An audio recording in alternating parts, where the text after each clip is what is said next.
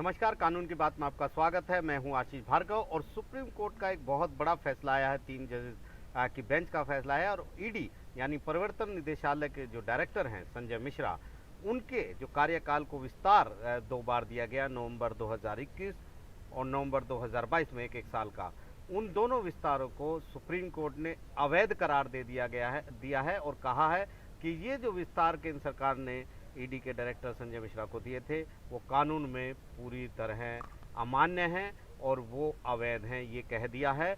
और उनका जो कार्यकाल जो खत्म हो रहा था 17 नवंबर को 2023 में ही, उसको भी घटा दिया है और कहा है कि 31 जुलाई को वो अपना पदभार छोड़ दें और केंद्र सरकार को कहा है कि 15 दिनों के भीतर ईडी के लिए दूसरे डायरेक्टर जो निदेशक हैं उनकी तलाश कर लें, उनका चयन कर लें। तो बड़ा मामला है। यहाँ पर बहुत कम ऐसा मामला होता है जब सुप्रीम कोर्ट ऐसे मामलों में दखल देता है, लेकिन यहाँ पर सीधे तौर पर दखल दिया है सुप्रीम कोर्ट ने। और ख़ास बात यह है जो दखल दिया है वो तमाम ज़्यादातर याचिकाकर्ता ऐसे हैं जो राजनीतिक पार्टियों से जुड़े हुए हैं। रणदीप सुरजेवाला कांग्रेस के हैं, जया ठाकुर कांग्रेस के नेता हैं। इसके अलावा महुआ मोइत्रा जो सांसद हैं टीएमसी की, और साकेत गोखले जो टीएमसी के नेता हैं, उनके समेत ये याचिकाएं थी जिन्होंने चुनौती दी थी ईडी के डायरेक्टर संजय मिश्रा के कार्यकाल विस्तार की। और इसके साथ साथ जो एक नया कानून में संशोधन केंद्र सरकार ने किया था 2021 में, जिसके तहत सीबीआई के निदेशक और ईडी के निदेशक को एक साल का कार्यकाल 5 साल तक बढ़ाया जा सकता था, विस्तार किया जा सकता था, उनको एक्सटेंशन दिया जा सकता था। उस पूरे संशोधन को भी चुनौती यहाँ पर दी गई थी। लेकिन 3 जजेस जिसमें justice BR Gavai, justice Vikram Nath और जस्टिस संजय करोल शामिल हैं, उन्होंने कहा है कि जो संशोधन किया गया है वो बिल्कुल सही है, कानून के मुताबिक है, उसमें कोई खामी नहीं पाई गई है और संसद इस तरीके के, विधायिका इस तरह के कानून में संशोधन कर सकती है।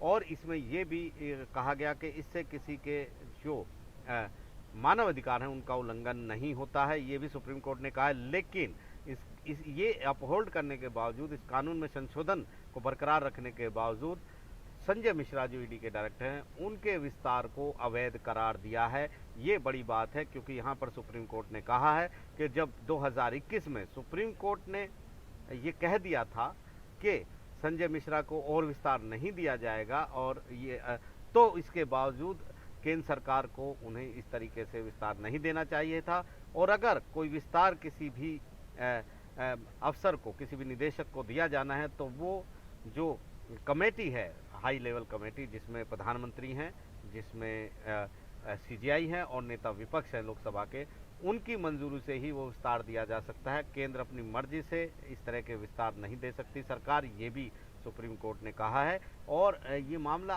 काफ़ी अहम था। ऐसे मोड़ पर बहुत सारी यहाँ पर दलीलें चल रही थी, लंबा ये मुकदमा चल रहा था। 8 मई को फैसला रिजर्व रखा गया था। इसकी शुरुआत तो 2021 में हुई थी क्योंकि संजय मिश्रा जो ईडी के डायरेक्टर नियुक्त हुए थे 2018 में, 2 साल का टेन्योर उनका 2020 में खत्म हो गया था, वो 60 साल के हो गए थे।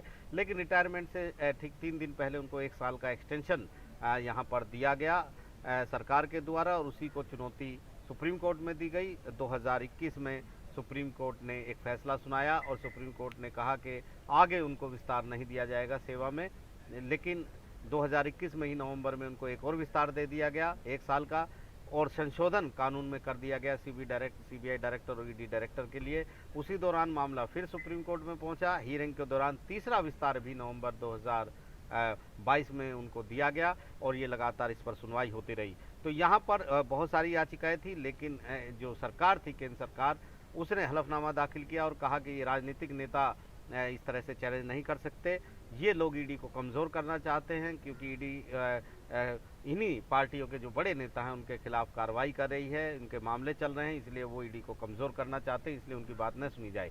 लेकिन सुप्रीम कोर्ट ने इस दलील को सिरे से नकार दिया और मामले की जांच आगे, सुनवाई आगे बढ़ाई। सुनवाई के बाद फैसला सुरक्षित रखा। याचिकाकर्ताओं का कहना था कि ईडी जैसी जांच एजेंसियों की जो स्वतंत्रता है उसके लिए ज़रूरी है कि उसको निष्पक्ष रखा जाए, आज़ाद रखा जाए, सरकार के नियंत्रण से बाहर रखा जाए। सरकार इस तरीके के फैसले नहीं कर सकती है।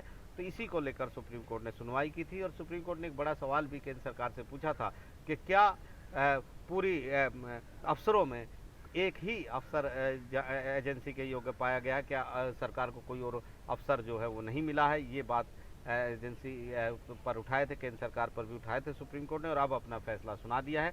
ईडी डायरेक्टर का कार्यकाल जो है वो सुप्रीम कोर्ट ने 110 दिन कम कर दिया है। अब नए ईडी डायरेक्टर की नियुक्ति सरकार को करनी होगी। नई दिल्ली से आशीष भार्गव, एनडीटीवी इंडिया।